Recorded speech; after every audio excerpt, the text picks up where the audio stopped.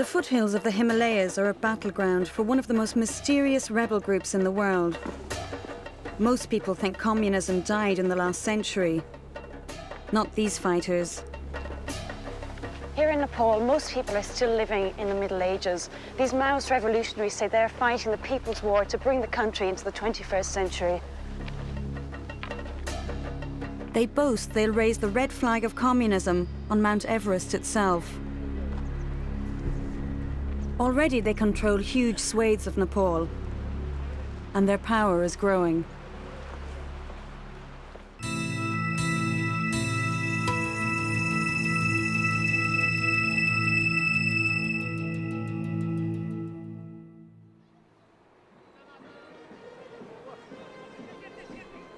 In the capital of the world's only Hindu kingdom, everything had come to a standstill. The king's daughter was getting married.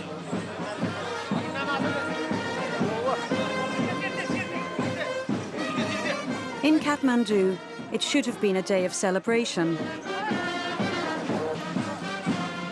There's lots of pageantry and show and colour. But the people don't seem to be that impressed by any of this. There's no flag waving, there's no cheering. And the further we get from the palace, the more some of the people seem, if not completely disinterested, actually angry. In this country of 23 million people, your destiny is determined from birth. Ineffective government and a rigid Hindu caste system condemn most people to subservience and abject poverty. But the old order is unravelling fast. For many, not fast enough. We're on our way to a reception at the palace to celebrate the princess's wedding. And this is probably going to be as close as we're going to get to government ministers, maybe even the king himself. Ganendra became king 20 months ago after his brother was murdered. The old king was assassinated by his son, who killed 8 other members of the royal family before shooting himself. The new king inherited a kingdom of spectacular inequality and a simmering 5-year-old Maoist revolt. His government quickly declared a state of emergency, giving the security forces draconian powers. He then suspended Nepal's fledgling democracy, and the Maoist revolt exploded into civil war. Traditionally, Nepal's king is thought to be a reincarnated Hindu god. But the rebels vowed to storm this palace and execute him. I wanted to meet them.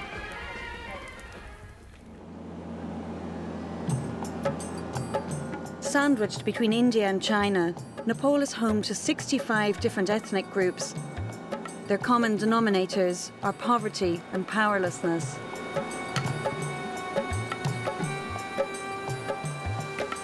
Our destination was Joomla, 350 kilometers west of Kathmandu. 3 months ago, 8,000 Maoist guerrillas stormed the town, taking the police and army by surprise. They firebombed 28 government buildings, robbed the bank, looted the police station of its weapons, and returned to the mountains. The police and army said they were in control again, but Joomla was still in shock.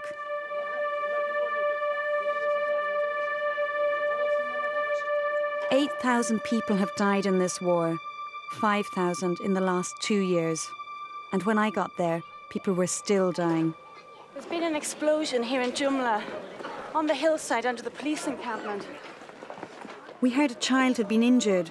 We had a first aid kit, so there was a chance we could help.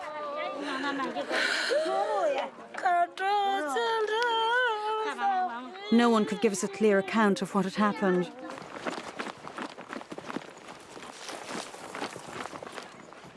Half a mile out of town, we came to a group of shocked people being held back by some nervous troops.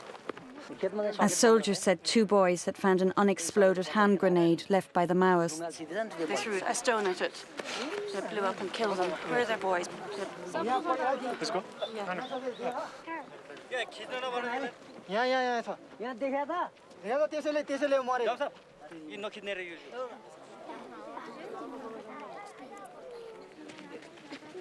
We've been allowed to see the bodies of the two little boys, but we're not allowed to film them. They were here herding the horses over there. That was their job.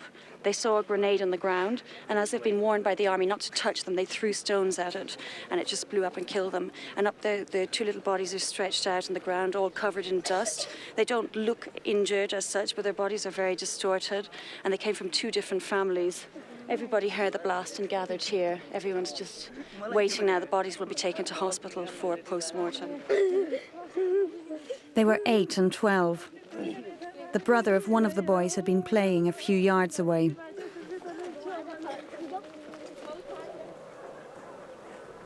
It happens all the time.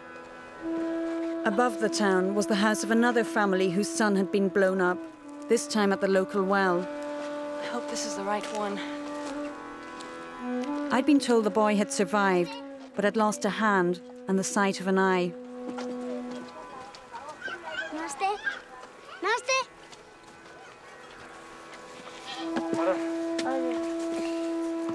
His mother, Chowki Suna, was struggling to provide for her remaining 5 children. She was desperately worried about her son. He was a week's walk away in hospital with her husband. Doesn't the government help you and give you protection? She said that wasn't how Nepal worked. She said the government isn't helping us or supporting us. Nobody is supporting us. We've only the sun to watch over us. Then we poor people will die. There's no one to help us. Most people eat what they grow, and if their crops fail, they starve. Children are so malnourished, they look half their age. Chowki couldn't understand why people supported the rebels.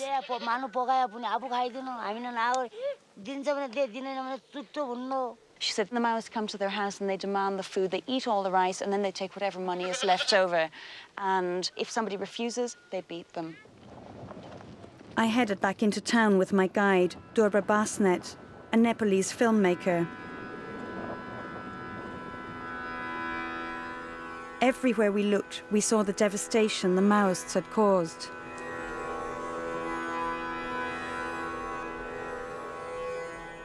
The acting Chief District Officer, Bimal Raj Sharma, took us on a tour of the destroyed buildings. He was newly promoted. His boss was killed in the attack. In the last year, Maoists have launched massive attacks against a dozen towns. Anything to do with the government is destroyed. It looks dangerous. That could collapse. Mr. Sharma showed us what remained of the district headquarters. This was your office. Okay. This is my chair. Chair is the line there. Sure. Sorry. Okay. Your This is chair. my chair. Okay. It is my board. The name. That's your name. Plate. Okay. He only survived because he'd been away in a different town. The attack happened the day before he was to come back from Nepal Gunj. The next day, he came back immediately after the attack.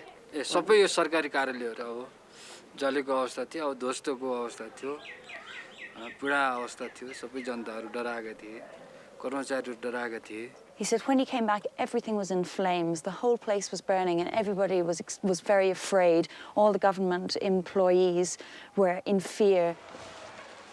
The Maoists killed 46 people, mostly policemen. Some were executed as enemies of the revolution. I'd heard 35,000 people, half the population of the district, had fled since the attack, many of them young men trying to avoid being drafted by the Maoists. Mr. Sharma assured us the rebels had been driven away. We were about to put that to the test. We're about half an hour outside Joomla, which is over there. This is the main highway running south, which we're taking to the village of Tatapani. There are no roads around here, so everybody has to go on foot.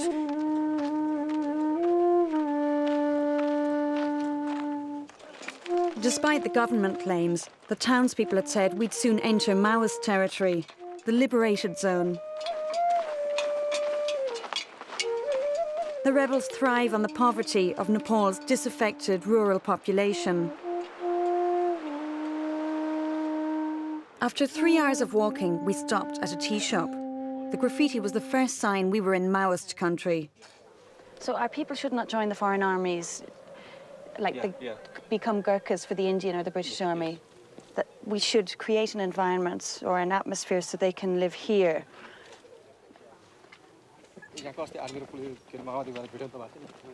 A few miles further on, someone stopped us and warned us to be careful. We've met a local teacher on the road. He's from Tatapani, where we're going. He tells us that just 3 days ago there was an ambush here by Maoists when the police were patrolling.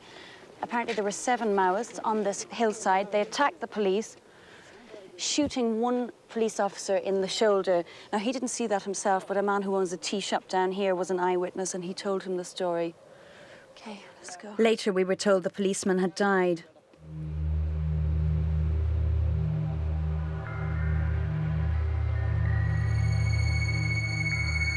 We spent that night in the village of Tatapani.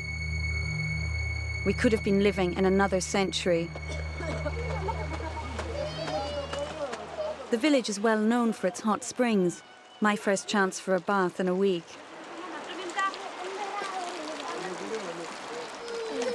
That night we'd had visitors. A dozen armed men and women had come to the house where we were sleeping and questioned us for hours.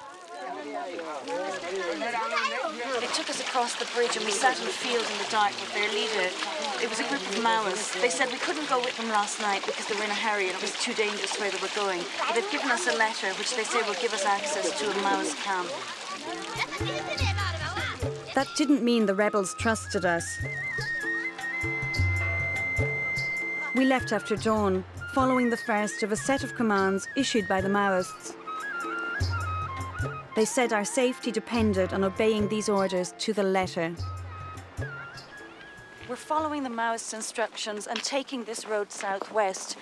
They told us at some stage a guide will approach us and show us where to go, and the letter we got last night acts as our visa. We walked for hours. Suddenly, someone appeared up ahead. He demanded to see our letter. Thank you, Gandhibad. After a few minutes of questioning, he told us to follow him. Our guide said I could call him Comrade Ajay. It turned out he was one of the rebels' political officers. Comrade Ajay explained the Maoists had gained control of this area in the last 2 years, and the army had done nothing to win back hearts and minds. By way of explanation, we stopped near the village of Lumsera. And do they bomb it? The Maoists kill and intimidate, and so does the Nepalese army. This used to be the local pharmacist's shop and house. The chemist was also trained as a paramedic, so people would seek medical attention, including the Maoists. He treated anyone who came to him. The army came here by helicopter 2 days after the attack in Joomla. They let some soldiers out over there. The soldiers destroyed the building by burning it. Since then, the pharmacist has fled. He's in India now. If local people want medical attention, they've got to go to Joomla. The pharmacist was lucky to escape. Of the 5,000 fatalities in the last year or so, 4,000 were killed by the security forces. The authorities say they were rebels, but Amnesty International believes most were civilians, targeted for their real or perceived support for the Maoists. In the village, I found the pharmacist's wife and children. They were destitute, sheltering in a friend's house, living off charity.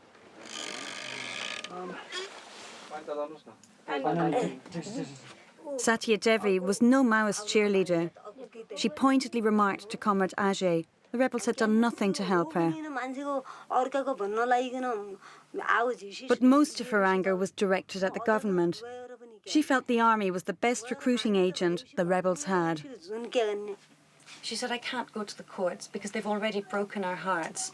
The government has burnt our house. How can I appeal to them in the courts? It will only cause more trouble for us again. She told me poor people in Nepal are treated like insects living under the soil with no basic rights. She said, if people are powerful, they can get justice, but not the poor people. They can't get justice. She said, my husband sold many things to pay for an education, to build up his medical store, but they destroyed it. There's no justice for poor people.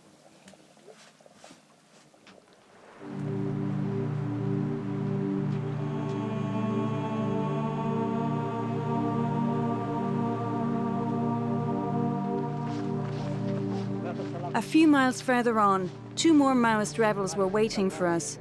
One of them was armed.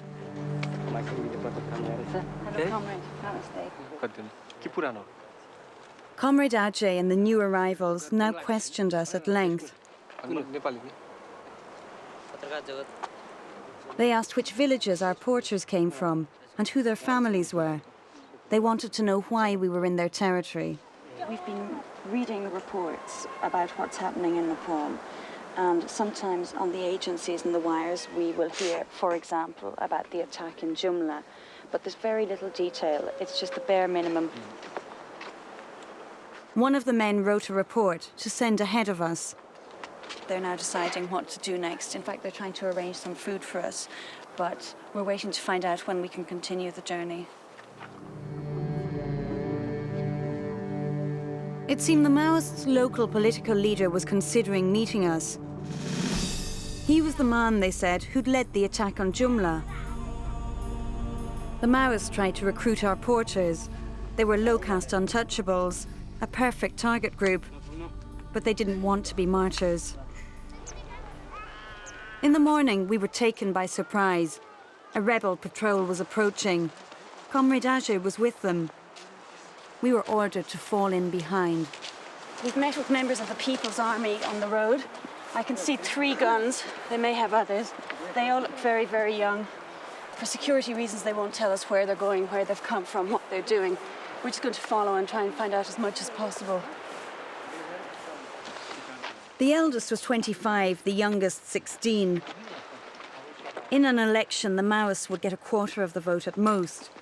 But among the young, their following is much higher. We arrived where they planned to spend the night. Villagers feed and house the rebels, some because they support them, others through fear. We're just waiting here. Their orders are to stay here till their superior officer comes. We don't know who that is. They won't tell us anything. They're extremely security conscious. We're very aware that we've got to do whatever they tell us while we're in their territory. Comrade Ajay told the fighters they could talk to me. They had weapons captured from the police, and they claimed they'd seen plenty of fighting. He said, yes, I took part in the Joomla attack, and my responsibility was to capture the jail, and we killed 1 policeman and we captured 3 spies. Enemies of the revolution deserved to die, they told me. They wanted to destroy the system that had oppressed their parents. He said the poor don't have anything. That's why they're fighting against the government for food, clothing and housing. There are many girls in the movement. Comrade Chaya was 16 and fighting for women's rights. She said if I'd stayed at home, most probably I would have had to take part in an arranged marriage. And that's not a system I wanted to be part of. That's why I joined the party. They understood revolutionary tactics, but as to how they would run a People's Republic, they were less certain. He said our strategy is to begin with the villages and then to capture the centre. When we establish our own government, that's when we'll start to consider providing for the poor. Ah, this is the famous pressure cooker bomb. Is that loaded? I discovered I'd been walking behind a massive homemade bomb. Each rebel carried at least 1 explosive device. That night, new guides took us to meet Comrade Karma, the Maoist district secretary, but they had second thoughts about revealing their camp's location. We've been walking for a couple of hours, and our Maoist guides have told us that there's been another change of plan. Instead of going to the camp to meet their secretary, he's going to come down here to meet us tomorrow. Apparently he's injured, so he travels slowly. We just have to wait here and see what happens next.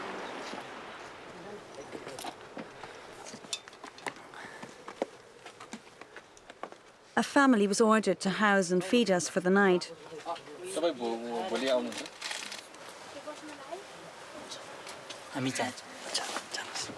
messengers set off to tell Comrade Karma our location.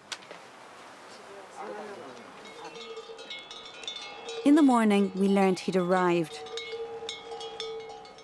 We were told we couldn't film his face. Namaste. Namaste, namaste. Namaste, comrade. He was furious that the Americans are giving military aid to the Nepalese government and that Britain has supplied helicopters. He said Tony Blair was supporting the wrong side. He said the king wants to continue to keep Nepal as a Hindu kingdom because then people believe that the king is a reincarnation of God and that way he can continue to rule as he wants. He said the Maoists had already won a sort of victory. The king would never be able to restore the old feudal order. He said over the last 7 years, we've taught the people to question why we're getting poorer and poorer. In the past, we believed in Hinduism and gods and we did not progress. Now we're getting poorer because of state negligence and lack of opportunities. We've taught the people that we need to have a revolution. Now they believe this and we're proud of that achievement. Comrade Karma hobbled off. He was wounded in the attack on Joomla. He said the need for revolution justified the rebels' brutal tactics. It seemed to me he was right to say Nepal will never return to where it was. The government talks as though the Maoists are the cause of the country's problems. They're not, just the symptom of a disaffected and marginalised population.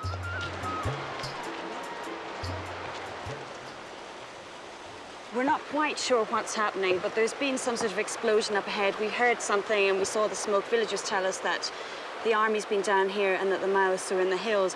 We have seen various people running around, but it's impossible to tell if they're army. It looks like army because they're evenly spaced out down on the lower road. It just makes you realise that an attack can happen at any time.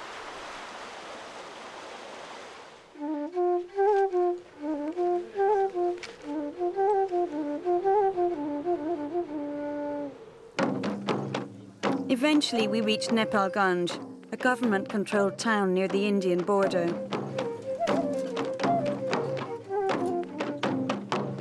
Outside government offices, former slaves, known as Kamaya, were demonstrating. They were set free 2 years ago, but they still haven't got social security or even protection from the government. They're afraid of the Maoists, yet they're being accused of being Maoists. So they're here today protesting for their rights. Their situation epitomises that of most Nepalis. They want a new identity that offers them dignity in a hostile world. Most don't like the Maoist brutal tactics, but no one else is offering them a way forward. The authorities offer only the status quo. It's not a tempting prospect. In recent weeks, both sides have said they're willing to talk, and a ceasefire has brought temporary relief. But it's difficult to see what deal could emerge. I had one last thing to do. In Joomla, I'd promised Chowki Sunna that I'd visit her son who'd been blown up at the well. Kale and his father Gopal had been here for 6 weeks. He said, what's going to become of my son? How's he going to learn how to write? We're poor people. We think from day to day. We can't afford to think of the future.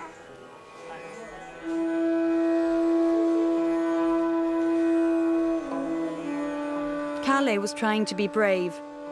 He still has shrapnel in his head and body. In Nepal, he faces a lifetime of suffering.